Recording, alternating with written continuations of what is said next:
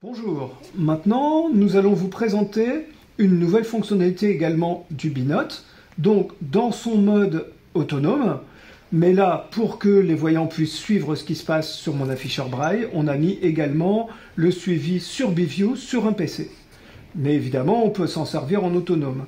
Alors, il faut une connexion Wi-Fi, bien sûr, pour pouvoir dialoguer avec le robot conversationnel basé sur ChatGPT. Alors, comment ça va se passer?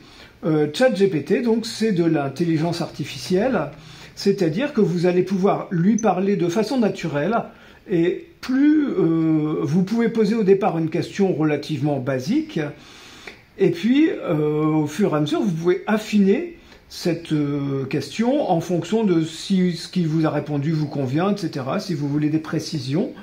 Donc en fait, c'est vraiment un dialogue entre l'intelligence artificielle et vous. Comme il est relativement intéressant de garder les traces de toute la conversation, on a décidé de le faire à partir de l'explorateur de fichiers.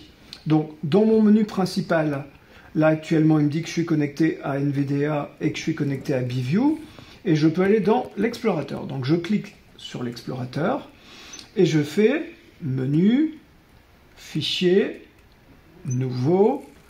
Alors il me propose texte, musique BXML, musique XML et assistant AI. Donc c'est ça, l'assistant Artificial Intelligence, c'est mis dans l'ordre de ce qui se passe en anglais en fait. Je clique dessus et il me demande le nom du fichier qui permettra de sauvegarder toute la conversation. Donc je vais l'appeler information Molière. Et je valide. Donc c'est un fichier qui s'appelle, donc il me dit f information molière.ai souligné txt. Donc ça c'est l'extension qui permet que l'appareil reconnaisse ça pas comme du texte banal mais comme une conversation de manière à pouvoir éventuellement la continuer plus tard. Donc je rentre dans le fichier. Quand j'ouvre le fichier, j'arrive sur appuyer sur 9A pour commencer la discussion. Donc 9A, c'est les touches espace et espace arrière, c'est-à-dire entrée, tout simplement. Donc j'appuie sur entrée et il me demande qu'est-ce que je veux demander à Wikipédia. Donc par exemple, je vais marquer connais-tu Molière? Molière, c'est parce que, toujours petite référence à nos anciens clients qui utilisaient nos anciens appareils avec notre super fichier exemple. Voilà. Donc je fais entrée. Il me dit patientez s'il vous plaît. Ah, voilà. Donc, une fois validé ma question, j'arrive sur oui, bien sûr, Molière, de son vrai nom, Jean-Baptiste Poquelin. Oh, ça ressemble à notre exemple.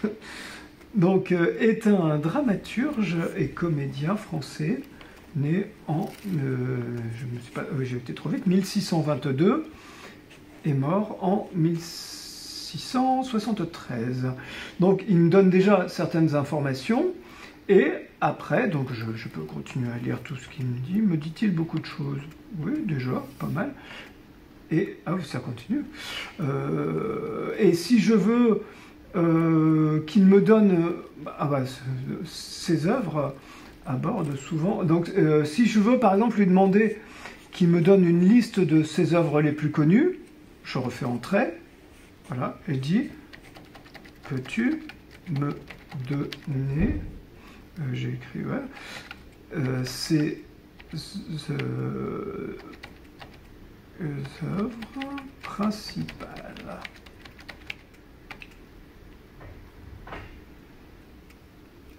Bien sûr, voici une liste des principales œuvres de Molière, incluant ses pièces les plus célèbres. Et puis, qu'est-ce qu'il va me donner? Alors, premièrement, Les Précieuses Ridicules, qui a été fait en 1659. Et là, on voit que je ne suis pas très... pas très littéraire, parce que je ne sais pas d'avance, donc je lis bêtement. Comédie qui se moque des précieuses, des femmes qui adonnent qui donnent quoi? Tac, tac, tac. Ah, un langage et des manières excessivement raffinées. Tac. Deuxièmement, il me propose Sganarelle ou le cocu imaginaire. Donc après, il me donne des choses dessus. Troisièmement, l'école des femmes, oui, ça, j'en avais entendu parler. Quatrièmement, Tartuffe, voilà. Donc il nous donne toute une liste de ses œuvres principales, conformément à ce que je lui ai demandé. Et là, si maintenant je lui demande si ça se joue encore de nos jours, donc je refais entrer, ces œuvres sont-elles encore jouées de nos jours? Allez, point d'interrogation, c'est bien, je valide. Oui, les œuvres de Molière sont encore largement jouées de nos jours. Puis voilà. Donc en fait, c'est vraiment une conversation qui s'établit avec l'intelligence artificielle. Vous voyez que j'ai utilisé des phrases totalement normales, et puis il me répond par rapport à mes questions. Et une fois que j'ai finalement les réponses qui m'intéressent, je peux les enregistrer dans le fichier dont j'avais déjà donné le nom. Donc je fais menu, fichier, fermer, donc oui, non ou annuler. Voulez-vous sauvegarder? Je fais oui. Voilà. Et donc mon fichier est enregistré, je pourrais le reconsulter plus tard si j'en ai besoin. Voilà, n'hésitez pas du coup à tester l'intelligence artificielle ChatGPT et n'oubliez pas que plus vous préciserez un peu vos questions, plus vous risquez d'avoir des réponses intéressantes. Au départ, on peut être surpris par des réponses qui ne sont pas forcément toujours très cohérentes, mais c'est à vous aussi vraiment d'établir une conversation. Voilà, bonne pratique, merci.